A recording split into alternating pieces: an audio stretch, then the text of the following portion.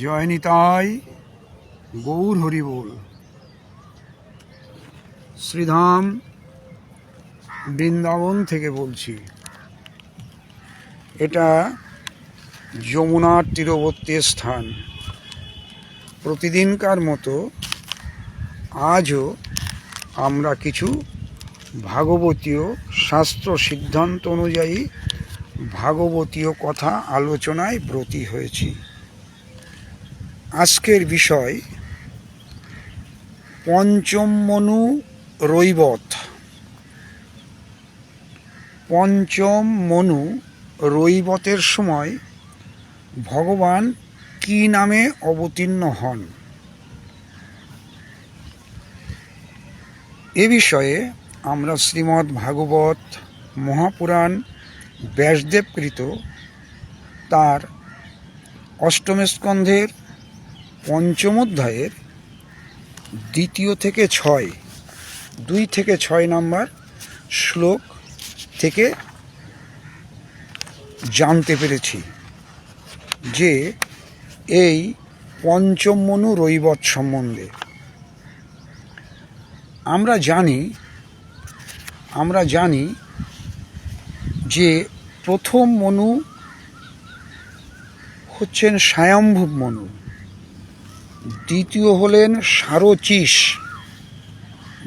মনু হলেন সারচিস, তৃতীয় মনু হলেন উত্তম এবং চতুর্থ মনু হলেন তামস, আর পঞ্চম মনু হলেন, আমরা এইমাত্র যার নাম বললাম, রৈবত। এখন এই রৈবতের সময় ভগবান কি নামে অবতীর্ণ হন? আমরা জানি ভগবানের নাম পাল্টে যায় এক একটা মন্বন্তরে যখন অবতীর্ণ হন, দেবতাদের নাম পাল্টায়, ইন্দ্রের নাম পাল্টায়। আজকে আমরা জানব চতুর্থ মনু সম্বন্ধে। রাধে রাধে, ভুল বললাম, পঞ্চম মনু সম্বন্ধে। চতুর্থ মনু তামসের সহোদর পঞ্চম মনু রৈবতের অর্জুন, বলি, বিন্ধ প্রমুখ পুত্র ছিল। এটা 2 নম্বর শ্লোক, অষ্টম স্কন্ধ পঞ্চম অধ্যায় 2 নম্বর শ্লোক। তারপরে সেই মন্বন্তরে ইন্দ্রের নাম ছিল বিভু, ওই মন্বন্তরে, পঞ্চম মন্বন্তরে। এবং ভূতরয় প্রমুখ ছিল দেবতাদের প্রধানগণ। হে পরীক্ষিত, সে সময় হিরণ্যরোমা, বেদশিরা, ঊর্ধ্ববাহু প্রমুখ ছিলেন রাধে রাধে প্রমুখ ছিলেন সপ্তর্ষি। সেই সময় শুভ্র ঋষির স্ত্রীর নাম ছিল বিকুণ্ঠা। শুভ্র ঋষির স্ত্রীর নাম ছিল বিকুণ্ঠা। শুভ্র ঋষির ঔরসে বিকুণ্ঠার গর্ভে বৈকুণ্ঠবাসী দেবতাদের সঙ্গে বৈকুণ্ঠ নাম ধারণ করে ভগবান অবতীর্ণ হয়েছিলেন। তাহলে কি নাম ছিল ভগবানের? বৈকুণ্ঠ, পঞ্চম মন্বন্তরে। লক্ষ্মী দেবীকে সন্তুষ্ট করার জন্যে তার প্রার্থনা অনুসারে তিনি বৈকুণ্ঠ ধাম রচনা করলেন। এই বৈকুণ্ঠ ধাম লোকসমূহের মধ্যে শ্রেষ্ঠ। সেই বৈকুণ্ঠনাথের কল্যাণময় গুণের সংক্ষেপে বর্ণনা আমি আগেই করেছি। এটা সুখদেব গোস্বামীপাদ বলছেন। কোথায় করেছেন? 3য় স্কন্ধে আমরা এটা পেয়েছি।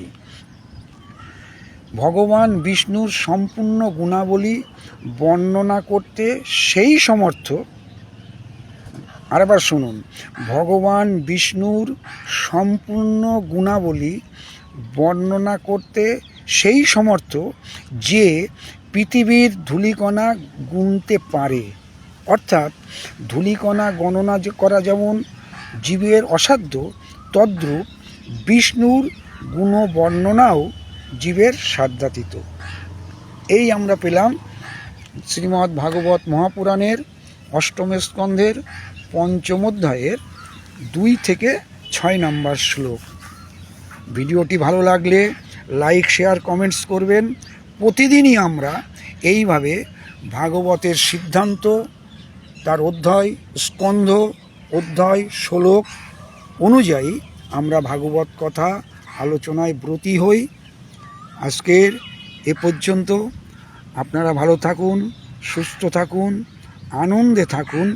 এটা যমুনার শ্রীধাম, বৃন্দাবন ধামের যমুনার তটবর্তী স্থান। আপনারা দর্শন করে পবিত্র হন এবং প্রতিদিনকার মতো ভাগবত কথা শ্রবণ করতে চাইলে শাস্ত্র সিদ্ধান্ত অনুযায়ী চ্যানেলটি সাবস্ক্রাইবও করতে পারেন। সবার ভজন কুশল কামনা করছি। জয় নিতাই, গৌর হরি বল, জয় শ্রী রাধে শ্যাম।